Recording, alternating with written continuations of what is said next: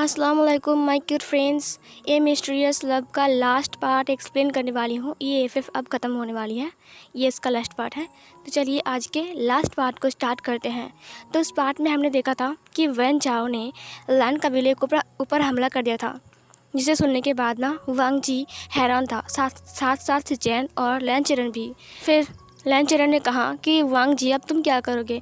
वांग जी ने कहा क्या करोगे मतलब, जो वो कर रहा है उनका मुंह तोड़ जवाब दूंगा। अगर वो फाइट करना चाहता है तो हम भी पीछे नहीं हटेंगे।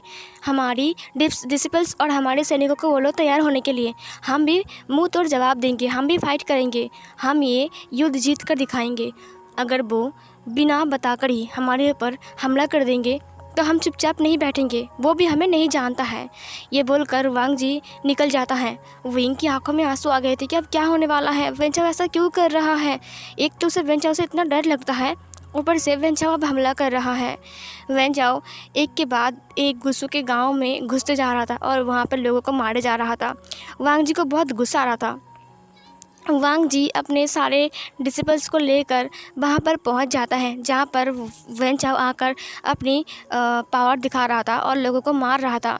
फिर वेन चाओ की डिसिपल्स के साथ लैन कबीले के डिसिपल्स की फ़ाइट स्टार्ट हो जाती हैं। विंग उसके लिए बहुत ही वरीड था, बहुत चिंता कर रहा था वो वांग जी के लिए कि क्या हो रहा है क्या हो रहा है। और लैन चरण कबीले में ही था। सिचेन गया था, मैडम लान और विंग बैठे हुए थे। मतलब कि वो लोग बहुत टेंशन में थे, क्या होगा अब क्या होगा अब क्या होगा। इस तरफ वांग जी और वेन चाओ फाइट कर रहे थे और वो लोग पहले ना तीर से फाइट कर रहे थे और तीर ख़त्म होने की वजह से वो लोग अब तलवार से फाइट कर रहे थे, जिसके थ्रू वांग जी को बहुत ज़्यादा ही चोट आई थी।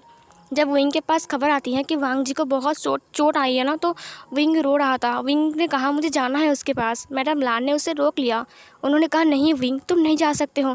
अगर तुम ऐसे में जाओगे तो वेन चाओ को तुम्हारे ऊपर हमला करने का एक मौका मिल जाएगा, जो वो चाहता है।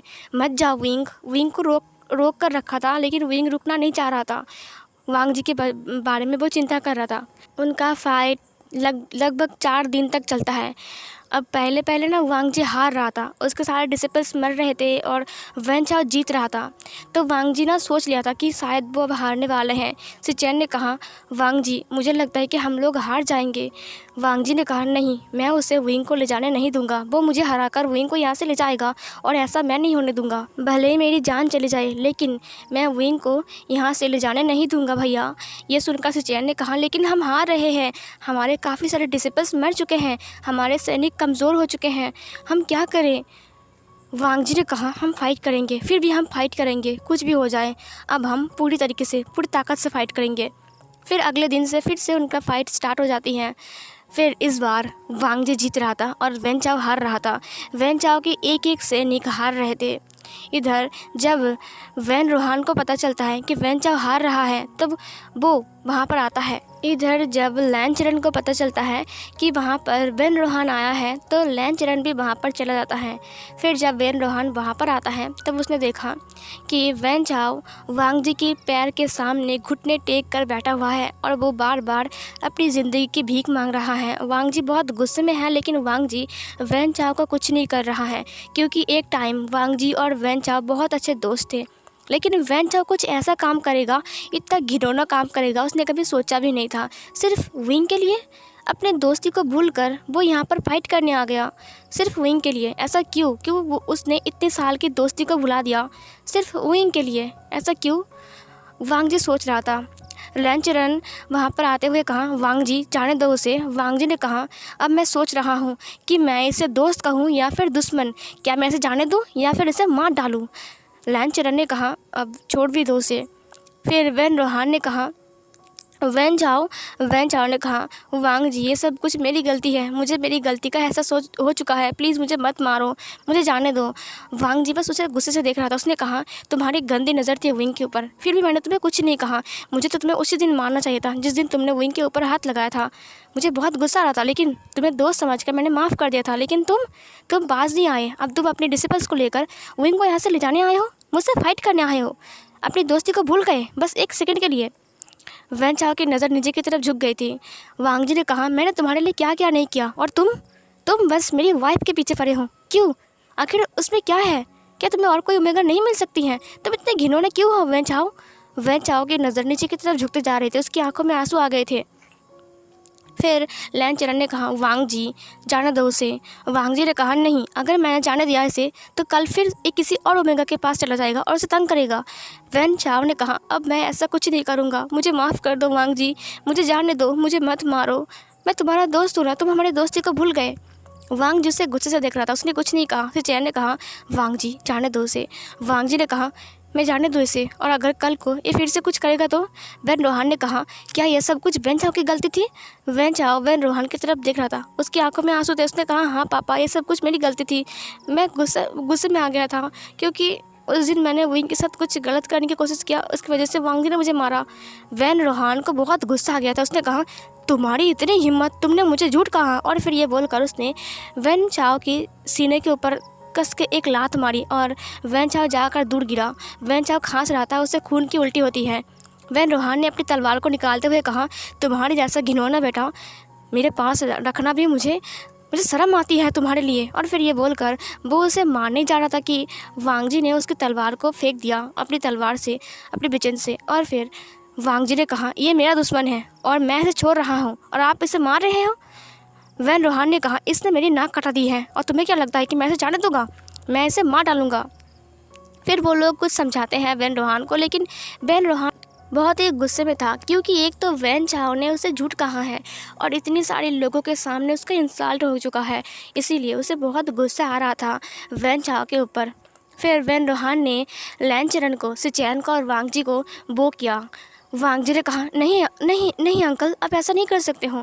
फिर वैन रोहान ने कहा, मैं हाथ जोड़कर माफ़ी मांगता हूँ, मेरे बेटे ने गलती किया और मैंने उसका बढ़ावा दिया, मैंने सच्चाई को ना जान के उसे बढ़ावा दिया, मुझे माफ़ कर दीजिए, ये सब कुछ मेरी गलती है, अगर मैं उसे रोक देता तो फिर ऐसा कुछ नहीं होता, ये सब कुछ मेरी गलती है, मुझे माफ़ कर दीजिए। लैन चरण ने कहा, देखिए हम दोस्त हैं और हम दोस्त अगर एक दूसरे के दुश्मन बन जाएंगे तो कैसे चलेगा।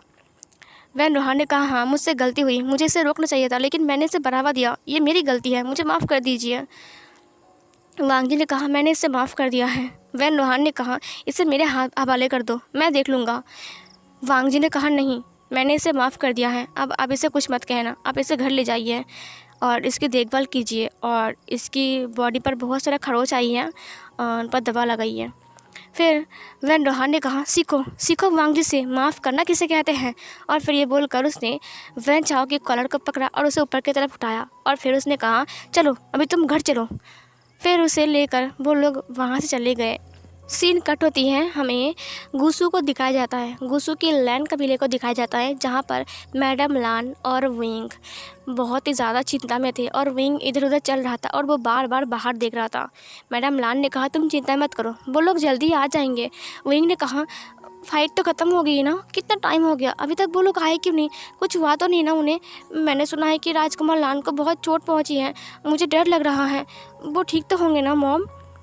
मैडम लान ने कहा, हाँ वो ठीक है, तुम चिंता मत करो, उन्होंने चिट्ठी भेजी था ना कि वो ठीक है, वो जल्दी वापस आ रहे हैं, तुम चिंता क्यों कर रहे हो, वो लोग मैदान में थे, अब वो वापस आ रहे हैं। विंग ने कहा, जब तक वो मेरे सामने नहीं आएंगे तब तक मुझे बहुत चिंता हो रही है उनके लिए, और गगा भी तो गए हैं ना और अंकल भी गए हैं, मुझे बहुत चिंता हो रही है। मैडम लान ने कहा, चिंता मत करो, वो लोग जल्दी आ जाएंगे। फिर थोड़ी देर बाद वहाँ पर कुछ डिसिपल्स आते हैं और विंग ने कहा, तुम लोग आ गए। और फिर सिचैन भी वहाँ पर आता है, सिचैन और लैन चरण भी वहाँ पर आते हैं। लैन चरण सीधा अपने कमरे में चले गए, उन्होंने कुछ नहीं कहा क्योंकि वो बहुत थके हुए थे। थोड़ी देर बाद वहाँ पर सिचैन आता है, सिचैन आकर वहाँ पर खड़ा हो गया और तभी विंग ने कहा, गगा आप भी आ गए। और तभी मैडम लान ने कहा, वांग जी कहाँ हैं? लेकिन उन लोगों ने एक भी बात नहीं कही, वो लोग चुपचाप बस विंग को हाँ करके देख रहे थे। विंग ने कहा, क्या हुआ, आप लोग बात क्यों नहीं कर रहे हो? राजकुमार लान कहाँ है? वांग जी लैनजन कहाँ है? लेकिन उन्होंने फिर भी कुछ नहीं कहा। फिर मैडम लान ने कहा, सिचैन जेवुचुन क्या हुआ है, बताओ मुझे, वांग जी कहाँ है? अपने भाई को छोड़कर तुम अकेले आ गए? फिर सिचैन ने कहा, वो मॉम दरअसल वांग जी। विंग ने कहा, क्या हुआ है उन्हें, वो ठीक तो है ना? कहाँ है वो, क्या उन्हें बहुत ज़्यादा चोट आई है? बोलिए ना। लेकिन सिचैन ने कहा, वो दरअसल वांग जी वांग जी ना फिर डिसेबल साइड हो गए। फिर सिचेन ने कहा वांग जी वहाँ हैं, और फिर ये दिखाते हुए उन्होंने हाथ से इशारा किया। वांग जी पीछे खड़ा था और सारे डिसेबल साइड हो गए। विंग की आंखों में आंसू आ गए थे। विंग की आंखों में इतनी आंसू आ गए थे ना कि वो देख भी नहीं पा रहा था कि सामने कौन है। वो दौड़ कर वांग जी के पास गया और उसे टाइटली हग कर लिया और वो रोने लगा। वो बहुत ज़ोर ज़ोर से रो रहा था। वांग जी की फेस पर एक लाइट सी स्माइल थी, लेकिन उसके रुप्स में हर जगह पर खून लगी हुई थी। पैर में, उसके हाथ में, उसकी पीठ पर, हर जगह पर खून लगी थी, क्योंकि वो लोग लगातार 3-4 दिन से फाइट कर रहे थे और कपड़े बदलने का वक्त नहीं मिला उन्हें, और इसीलिए बहुत ज़्यादा खून लगी हुई थी और एक ही कपड़े में फ़ाइट किया है इसीलिए। विंग तो बहुत रो रहा था। वांग जी ने भी उसे अच्छे से सॉफ्टली हग किया। उसने कहा विंग ने रोते हुए कहा, तो तुम ठीक तो हो ना? तुम्हें कुछ नहीं हुआ है ना? दिखाओ मुझे क्या हुआ है, दिखाओ। और फिर वो उसके हाथों को चेक करता है, उसके बाद उसकी पीठ को चेक करता है, उसके पैरों को चेक करने लगता है। वांग जी ने कहा विंग मैं ठीक हूँ। विंग ने कहा यहाँ पर खून क्यों लगी है? क्या यहाँ पर कट गई है? कि कहाँ पर कट गई है, दिखाओ मुझे। वांग जी ने कहा विंग मैं ठीक हूँ, मुझे कुछ नहीं हुआ है। उसने विंग के दोनों शोल्डर को पकड़ा। उसने कहा विंग मैं ठीक हूँ, पूरा ठीक हूँ, देखो खड़ा हो तुम्हारे सामने। विंग ने कहा तो फिर खून क्यों लगी है? वांग जी ने कहा फाइट करते वक्त थोड़ा सा लग जाता है विंग। विंग ने कहा अभी तुम मेरे साथ चलो, मैं यहाँ पर दबा लगाऊंगा। वांग जी ने कहा विंग मैं ठीक हूँ। विंग ने कहा नहीं अभी चलो, और फिर उसने वांग जी के हाथ को पकड़ा और उसे खींचते हुए वहाँ से ले जाने लगा रूम की तरफ। मैडम लान तो बहुत खुश थी, हंस रहे थे उन दोनों को देख कर। फिर मैडम लान ने कहा सिचैन चलो मैं तुम्हें दवा लगा देता हूँ। सिचैन ने कहा मॉम मैं ठीक हूँ। फिर मैडम लान ने कहा नहीं तुम्हारे पास कोई नहीं है ना, तुम्हारी मॉम है ना सिर्फ, चलो। सिचैन अपनी मॉम की तरफ देखता है और स्माइल करता है। फिर मैडम लान ने कहा सुनो, जितने सारे डिसिपल्स घायल हैं वो सारे डिसिपल्स को लेकर लान हिलर्स के पास जाइए, वो लोग आपका प्रतीक्षा कर रहे हैं, वो लोग आपका इलाज करेंगे। फिर सारे डिसिपल्स ने कहा शुक्रिया महारानी, और फिर वो लोग वहाँ से चले गए क्योंकि वो लोग भी घायल थे। इधर सिचैन और मैडम लान बात करते हुए अंदर चले गए। इधर हमें वांग जी और विंग को दिखाया जाता है। वांग जी चुपचाप बेड के ऊपर बैठा हुआ था और विंग इधर उधर भाग रहा था। वो कभी ड्रॉयर को खोलता है, कभी टेबल के नीचे देखता है। उसने कहा ये दवा मैंने कहाँ रख दिया है, वो मरहम कहाँ चला गया? वांग जी ने कहा विंग मैं ठीक हूँ, तुम इतना हड़बड़ी में क्यों हो? विंग ने कहा तुम चुप रहो, एक तो पूरे पूरे बॉडी पर खून लगा हुआ है और बोल रहा है कि मैं ठीक हूँ। तभी वहाँ पर लिवली अंदर आती है। लिवली ने नॉक किया और फिर वो अंदर आई। विंग ने कहा तुम आ गए, लेकर आए हो गर्म पानी? लिवली ने कहा जी मास्टर मैं गर्म पानी लेकर आया हूँ। और फिर उसने वांग जी की तरफ देखा, वांग जी से देखकर हंस रहा था। लिवली ने कहा सरदार आप ठीक तो हो ना? वांग जी ने कहा मैं ठीक हूँ, लेकिन इस कमबख्त को कौन समझाएगा, ये कह रहा है कि मैं ठीक नहीं हूँ। अब देखो क्या क्या कर रहा है, इधर उधर भाग रहा है। विंग ने कहा लिवली एक बात बता, उस दिन तो तुमने मुझे मरहम दिया था, मेरे हाथ कट गए थे ना लगाने के लिए, वो मैंने कहाँ रखा था, तुम्हें याद है? लिवली ने कहा वो शायद मैडम लान की महल में होगी, शायद महारानी लान के महल में। विंग ने कहा ओह शिट, लगता है मैं जब वहाँ पर गया था ना वो डिसेबल्स को देखने के लिए, लगता है मैंने वहाँ पर खरगोश के पास उसे रख दिया था। फिर लिवली ने कहा हाँ उसे मैंने अलमारी पर रख दिया है। फिर विंग ने कहा ओह अच्छा इसीलिए नहीं मिल रहा है, क्या तुम जा सकते हो और वहाँ से ला सकते हो? लिवली ने कहा जी। फिर लिवली ने उन दोनों को ग्रीट किया और फिर वहाँ से चली गई। विंग ने कुछ कपड़े को बाहर निकाला, उसके बाद वो वांग जी के पास आया। उसने कहा एक काम कीजिए, आप सारे के सारे रोप्स को खोल दीजिए, जहाँ पर खून लगे हैं ना वो लोग गंदे हो गए हैं सारे के सारे रोप्स। वांग जी ने कहा ठीक है। फिर वांग जी खोलने जाता है, लेकिन वांग जी के हाथ में दर्द हो रहा था। विंग ने कहा दर्द क्यों हो रहा है? फिर वांग जी ने कहा विंग मैं फ़ाइट कर रहा था, थोड़ा सा लग गया है मुझे, क्या मैं फ़ाइट करते वक्त थोड़ा सा लग नहीं सकता है मुझे? विंग ने कहा ठीक है। फिर विंग ने उसे हेल्प किया रोप्स को खोलने में। पहले बहुत सारे रोप्स खोलते हैं, फिर उसके बाद विंग ने कहा इनर रोप्स रहने दीजिए, अभी मैं आपका पैर धो देता हूँ। और फिर विंग ने वांग जी के गर्म पानी से पैर धो दिया। वांग जी बस विंग को देख रहा था, मतलब वो उसे हाँ करके देख रहा था। फिर विंग ने वांग जी की फेस की तरफ देखते हुए कहा आप मुझे ऐसे क्यों देख रहे हो? वांग जी ने कहा मुझे पता नहीं था कि मेरी ओमेगा इतनी काम भी कर सकती हैं, अपने हस्बैंड के लिए इतना वाइट भी हो सकती हैं। विंग ने कहा मैं नहीं होगा तो कौन होगा? फिर वांग जी ने कहा हाँ ठीक है, मैं थोड़ी ना कुछ बोल रहा हूँ। फिर वहाँ पर लिवली आती है। लिवली ने मरहम दिया और फिर वो वहाँ से चली गई। फिर वांग जी ने कहा अब क्या करूँ बताइए वाइफी जी? विंग ने कहा अपने इनर रोप्स को खोल दो। वांग जी ने अपनी अपर रोप्स की इनर रोप्स को खोल दिया। फिर वांग जी की पूरी बॉडी बाहर आ गई। विंग ने देखा कि वांग जी की जो हाथ है वहाँ पर थोड़ा सा कट लग गया है, जहाँ से खून सूख गया है और वो जगह भी सूख गया है। विंग उस जगह को देखकर हैरान था। उसने कहा, तुमने क्या कहा, तुम्हें चोट नहीं लगी है? फिर उसने उसकी पीठ को देखा जहाँ पर बहुत सारे घाव बन गए थे। विंग ने कहा, तुम कितने झूठे हो लैंज़ेन, तुमने कहा था कि तुम्हें कुछ भी नहीं हुआ है और तुम इतने सारे चोट लेकर वापस आए हो। वांग जी ने कहा, ये छोटी मोटी चोट कुछ नहीं है मेरा विंग, चोट तो है ना। अब क्या बताओ, ये योद्धा का गहना होता है, समझे? विंग ने कहा, हाँ हाँ, चुपचाप लेट जाओ यहाँ पर, उल्टा होकर लेट जाओ। वांग जी उल्टा होकर लेट गया और फिर विंग गर्म पानी से पहले सारे के सारे जो घाव थे उन्हें साफ़ करता है, क्लीन करता है। क्लीन करने के बाद वो वांग जी को कहता है कि दर्द हो रहा है क्या, दुख रहा है क्या? वांग जी ने कहा, नहीं दर्द नहीं हो रहा है ना, क्योंकि मेरी ओमेगा मेरी क्या बोलते हैं दवा लगा रहे हैं ना, क्लीन कर रहे हैं इसीलिए। वांग जी की बात सुनकर विंग ने कहा, तुम्हें अभी भी मजाक ही सोच रही है? हाँ, तुम्हें कितनी चोट लगी है? वांग जी ने कहा, वो ठीक हो जाएगा ना, वैसे भी मामूली चोट है। विंग ने कहा, मामूली चोट है? कितनी सारी चोट है, तुम बोल रहे हो मामूली चोट है? विंग बहुत वरीड था वांग जी को लेकर। वांग जी को पता था कि विंग उसे लेकर वरीड है, इसीलिए वो उसे कुछ ज़्यादा बोल भी नहीं रहा था। विंग ने मरहम लगाया, उसके बाद मरहम पट्टी करने के बाद उसने कहा, अब 1 हफ्ते तक तुम अपने रूम से बाहर नहीं निकलोगे। वांग जी ने कहा, ए क्या कहा तुमने, 1 हफ्ते तक? मैं नहीं रह पाऊँगा 1 हफ्ते तक रूम के अंदर। विंग ने कहा, सुनो मेरी बात सुनो, तुम्हारे अंदर बहुत चोट आई है और तुम्हें आराम करने की सख्त ज़रूरत है, तुम समझते क्यों नहीं हो? वांग जी ने विंग को अपने हाथ से पकड़ा, उसने कहा, इधर आओ। फिर विंग को बिठाया, उसने कहा, और तुम मेरे पास रहोगे ना? फिर उसने विंग को हग किया। विंग ने कहा, तुम्हें पता है मैं तुम्हारे लिए कितना चिंता कर रहा था? वांग जी ने कहा, मुझे पता है। और ये बोलकर उसने उसकी शोल्डर के ऊपर अपने फेस को रखा।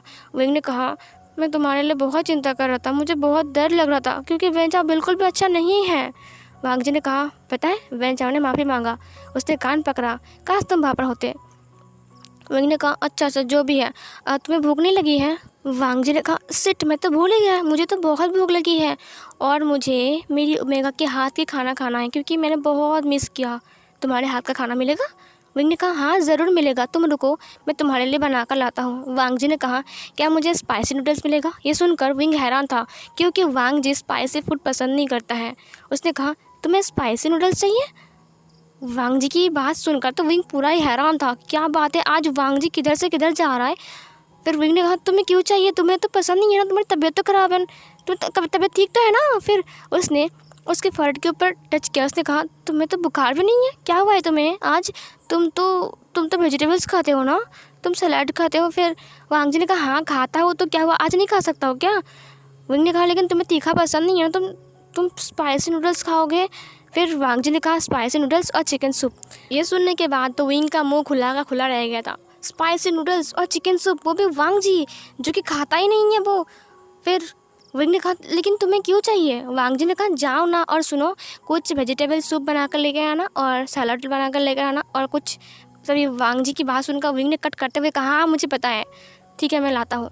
और फिर विंग बहुत सारे चीज़ बनाकर लाता है, बहुत सारे वेजिटेबल्स बनाकर लाता है, सलाद बनाकर लाता है, चिकन सूप बनाकर लाता है और स्पाइसी नूडल्स और बहुत सारे सब्जियां बनाकर लाता है और फिर वो टेबल के ऊपर रखता है। रूम में आ चुका था विंग। विंग ने कहा, अब बताओ कौन सी खाना है तुम्हें अभी? वांग जी टेबल के पास जाकर बैठ गया, उसने कहा, बैठो यहाँ पर। विंग बैठ गया। विंग ने कहा, मैं क्यों, तुम खाओ ना, मैं यहाँ पर हूँ ना। वांग जी ने कहा, ये लो। फिर विंग की तरफ वांग जी चिकन सूप को बढ़ाता है। विंग ने कहा, क्या? फिर उसने स्पाइसी नूडल्स को बढ़ाया, उसने कहा, ये लो, ये तुम्हारे लिए और ये सब कुछ मेरे लिए। विंग ने कहा, ओह अच्छा, ये स्पाइसी नूडल्स और ये चिकन सूप मेरे लिए है और तुम सब्जियां खाओगे? वांग जी ने कहा, हाँ हाँ, मैं ये सब नहीं खाता हूँ, तुम्हें पता है ना। विंग ने कहा, लंजा के बच्चे, तुमने मुझे इतने सारे खाने बनाने के लिए कहा और तुम खुद नहीं खा रहे हो, तुम्हें पता है मैं कितने थक गया हूँ। और ये सारे खाना बनाते बनाते तभी ना वांग जी एक पनीर का टुकड़ा लेता है और वो विंग के मुंह के अंदर पोर करते हुए कहा, उफ तुम कितनी बातें करते हो विंग, खाना खाओ ना, मुझे बहुत भूख लगी है। विंग ने कहा, फिर विंग ने उस पनीर को खाया। उसके बाद वो दोनों खाना खाने लगते हैं। खाना ख़त्म करने के बाद वो दोनों टहलने निकलते हैं। वो लोग उसी पेड़ के पास जाते हैं जहाँ पर हार्ट शेप के बहुत सारे पत्तियाँ खिलखिला रहे थे। विंग ने कहा, वाह ये कितना अच्छा है ना। फिर वांग जी ने कहा, हाँ देखो शाम हो गई है इसीलिए बहुत अच्छा लग रहा है। विंग ने कहा, सही कहा, ये पत्ते भी ना। तभी एक पत्ता नीचे गिरता है। विंग ने कहा, ओह नहीं, ये तो गिर गया। तभी विंग नीचे देखता है, उसने देखा कि बहुत सारे पत्ते नीचे गिरे हुए हैं। वांग जी ने कहा, पतझड़ का मौसम है ना इसीलिए नीचे गिर रहे हैं। विंग ने कहा, ओह अच्छा, फिर इस पर पत्ते कब आएंगे? वांग जी ने कहा, बसंत महीने में। ये सुनकर तो विंग खुश हो जाता है। उसने कहा, अभी तक तो सर्दी भी नहीं आई है अच्छे से। वांग जी ने कहा, हाँ हाँ ऐसे बीत जाएंगे। तभी वहाँ पर ना ऊपर से नीचे की तरफ कुछ वाइट वाइट चीज़ गिर रही थी। फिर विंग ने कहा ये क्या है। फिर विंग ऊपर की तरफ देखता है, उसके साथ वांग जी भी। वो लोग देखते हैं कि वहाँ पर बर्फ़ गिर रही है। विंग ने कहा वाह बर्फ़ गिर रही है, और फिर विंग कूदने लगता है। वांग जी ने कहा विंग तुम क्या कर रहे हो, गिर जाओगे अभी। विंग ने कहा वाह क्लाउड रेसेस में बर्फ़ गिरती है, मैं तो भूल ही गया था। ये सर्दी तो बहुत मज़ा आएगा इसमें। वांग जी मैं बहुत खुश हूँ, और पता है नया साल आने वाला है अब। वांग जी ने कहा हाँ हाँ कुछ दिन बाद नया साल आ जाएगा, उसके बाद देखना कितना मज़ा आएगा, है ना।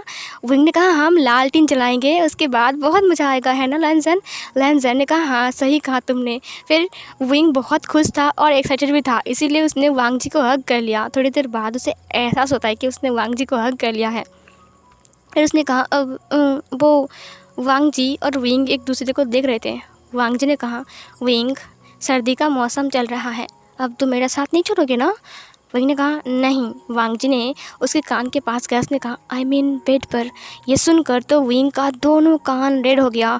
वांग जी ने उसकी तरफ देखकर एक स्माइल के साथ कहा सर्दी का मौसम आ रहा है ना, इसीलिए मतलब बॉडी को गर्म रखना पड़ेगा ना, तो ठंड लग जाएगा।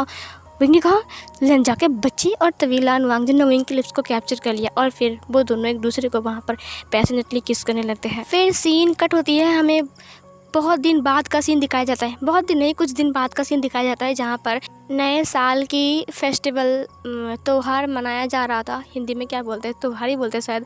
त्योहार माना जा रहा था, तो वहाँ पर सब लोग खुश थे। वांग जी और विंग भी बहुत खुश थे। जहाँ पर लान वांग जी और विंग गुसू के मेले में घूमने गया था। वहाँ पर एक बड़ा सा मेला लगता है नया साल के त्योहार पर, तो वो लोग वहाँ पर घूमने गए थे, और वो लोग बहुत सारी चीज़ें भी खरीदते हैं। जब विंग और वांग जी वापस आते हैं ना, तो वांग जी विंग को टीज़ कर रहा था रास्ते में, और विंग बहुत ज़्यादा ही गुस्सा आ रहा था। उसे इतना टीज़ कर रहा था ना, वांग जी से बहुत गुस्सा आ रहा था। वांग जी ने धीरे से विंग के कमर को पकड़ा, उसने कहा आज बहुत ठंड है ना विंग, इसीलिए हम लोग आज। तभी विंग ने कहा छोड़ो मुझे, और फिर उसने उसके हाथ को चुराया, और फिर वो दौड़ कर दूसरे साइड चला गया, और उसे बहुत ज़्यादा उल्टी आ रहा था। वो उल्टी कर रहा था, बहुत ज़्यादा उल्टी कर रहा था वो। वांग जी ने कहा क्या हुआ विंग, तुमने कुछ उल्टा पुल्टा खा लिया इसीलिए ऐसा हो रहा है क्या। विंग कुछ बोल नहीं रहा था, बस उल्टी किया जा रहा था। वांग जी उसके पास आता है, उसकी पीठ को सहलाते हुए कहा विंग तुम ठीक तो हो ना। विंग ने कहा जा बहुत ज़्यादा उल्टी आ रही है, और फिर वो फिर से उल्टी करने लगता है। लान वांग जी ने कहा ज़रूर तुमने उल्टा पुल्टा खाया ना मेले में, मैंने मना किया ये सब मत खाओ, ये सब मत खाओ, लेकिन तुम सुनते कहाँ हो, तुमने इतनी सारी चीज़ खा लिया, अब देखो तुम्हें तबीयत ख़राब हो रही है तुम्हारी। वांग जी की बात सुनकर विंग ने कहा नहीं ये इस वजह से नहीं हो रहा है, और फिर से विंग उल्टी करता है। फिर विंग थोड़ी देर बाद संभालता है, उसके बाद वो खड़ा होता है। वांग जी ने कहा अब तुम्हें ठीक लग रहा है। विंग ने कहा हाँ अब थोड़ा सा ठीक लग रहा है। फिर वो लोग फिर से चलने लगते हैं। तुरंत वो लोग जैसे ही लैंड कैबिली के अंदर एंटर होता है ना, वैसे ही विंग धड़ाम से नीचे गिर गया। वांग जी तो पूरा हैरान था, उसने देखा कि विंग वहाँ पर बेहोश हो गया है।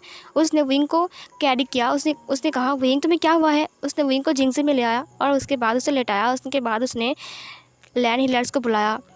हीलर्स विंग को चेक करता है। उन्होंने कहा कुछ ज़्यादा कुछ नहीं हुआ है, लेकिन एक खुशखबरी है। ये सुनकर सब लोग हैरान हो गए थे। मैडम लान वांग जी सिचैन लैन चरण सब लोग वहीं पर ही थे। वांग जी ने कहा खुशखबरी मतलब। फिर लैन हिलर्स ने कहा राजकुमार लान बहुत बहुत बधाई हो, क्योंकि आप पापा बनने वाले हो, और विंग मॉम बनने वाली है, और ये प्रेग्नेंट है। तो सब लोग सुनकर हैरान थे। वांग जी ने कहा पर प्रेग्नेंट विंग ऐसे कैसे हो सकता है, वो तो एक मेल ओमेगा है ना। लैन हिलर्स ने कहा हाँ कुछ रेयर्स मेल ओमेगास होती हैं जो लोग बर्थ दे सकते हैं बेबीज़ को, वो लोग प्रेग्नेंट हो सकते हैं। ये सुनकर तो वांग जी का मुंह खुला का खुला रह गया था। मैडम लान ने कहा ओ माय गॉड हमारे पास छोटे छोटे बेबीज़ आने वाले हैं। लैन चरण बहुत खुश था। लैन चरण ने कहा नया कुल प्रमुख आने वाला है सिचैन ने कहा हाँ सही कहा। वाह वांग जी तुम डैड बनने वाले हो। वांग जी तो पूरा हैरान था, वो बस विंग की फेस की तरफ देख रहा था, जहाँ पर विंग बेहोश था और वो बेड के ऊपर लेटा हुआ था।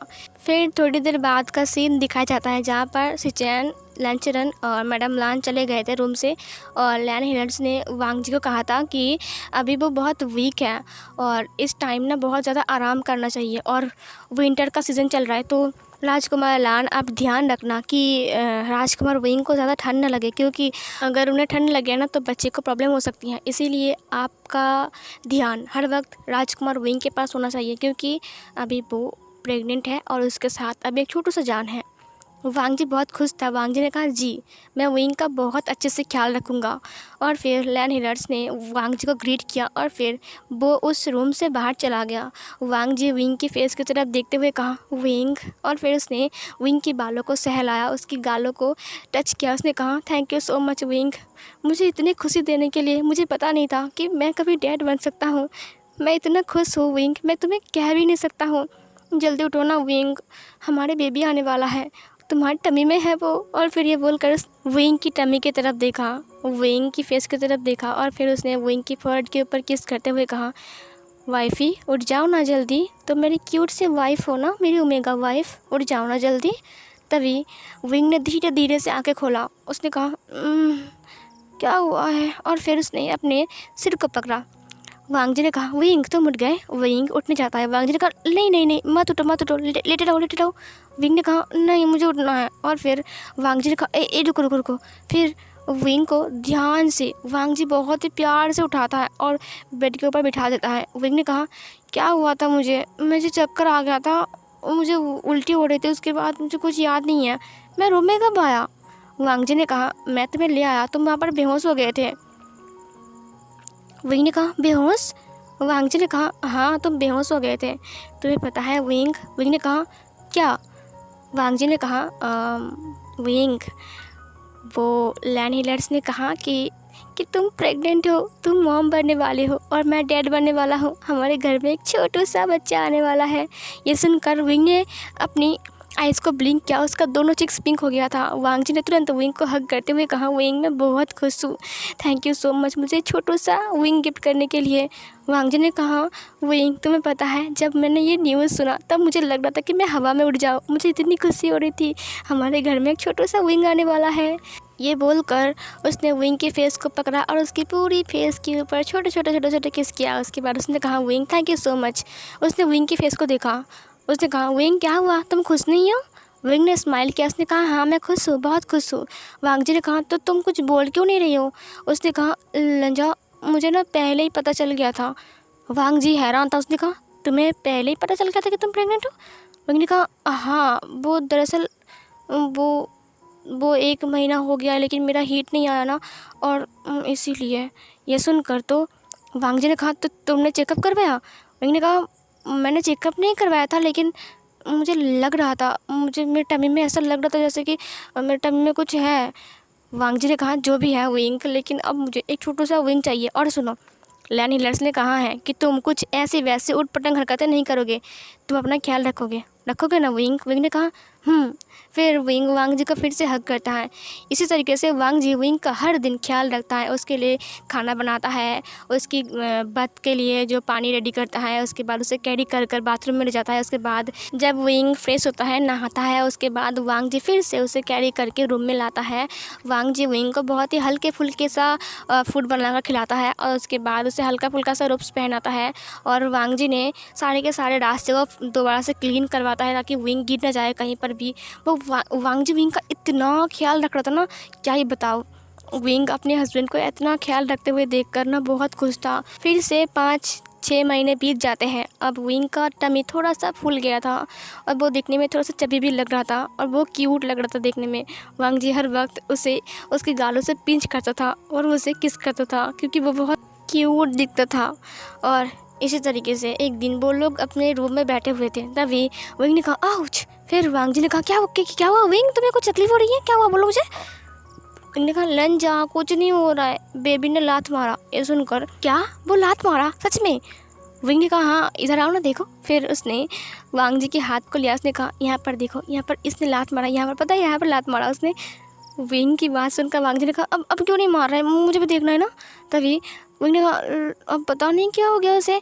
वांग जी ने कहा मुझे भी देखना था वो कैसे लात मारता है। तभी बेबी ने फिर से किक किया। उसने कहा देखो देखो देखो, फिर से उसने लात मारी। वांग जी ने कहा हाँ। फिर वांग जी ने अपनी कानों से बेली को लगाते हुए कहा बेबी तुम कैसे हो, क्या कर रहे हो बेबी, मामा तंग तो नहीं कर रही ना तुम्हें। पता है तुम्हारी मम्मी ना बहुत गंदी है, अच्छे से खाना नहीं खाती है। तुम जब आओगे ना मम्मी को बहुत डांट देना ठीक है। विंग ने कहा अरे वाह तुम बच्चे को ये सब सिखा रहे हो, डांटना सिखा रहे हो तुम उसे। वांग जी ने कहा हाँ मेरा बच्चा बिल्कुल अच्छा बनेगा समझे, तुम्हारी तरह बदमाश नहीं बनेगा वो, तुम खाना नहीं खा रहे हो अच्छे से, अपना ख्याल नहीं रख रहे हो। विंग ने कहा तो मुझे ठूस ठूस का खाना खिलाओगे ना तो मैं मोटू बन जाऊँगा ना 2 दिन में। वांग जी ने कहा किसने कहा कि खाना खाने से मोटू बनते हैं। विंग ने कहा तुम्हें नहीं पता, मुझे पता है। ये सुनकर वांग जी हंसने लगता है फिर से, और 4 महीने बीत जाते हैं। अब एक दिन का वक्त दिखाया जाता है जहाँ पर विंग चिल्ला रहा था और वांग जी बाहर खड़ा था और अंदर कुछ लोग थे। फिर वांग जी ने कहा मॉम क्या हो रहा है अंदर, मुझे डर लग रहा है। मैडम ला ने कहा तुम यहाँ पर रुको, मैं अंदर जा रही हूँ, ठीक है, कुछ नहीं होगा। दरअसल विंग का जो लिवर पेन था वो स्टार्ट हो गया था और विंग अंदर था और वांग जी बाहर था और लैन चरण और सिचैन भी बाहर थे। वो लोग बहुत चिंता में थे वो लोग, और वो लोग सोच रहे थे क्या होगा, प्लीज़ गॉड विंग और बेबी सेव हो जाए बस। फिर थोड़ी देर बाद बच्चे के रोने की आवाज़ सुनाई देता है। वांग जी ने कहा 2 बच्चे के साउंड आ रहे हैं ना। लैन ने कहा हाँ 2 बच्चे के साउंड आ रहे हैं।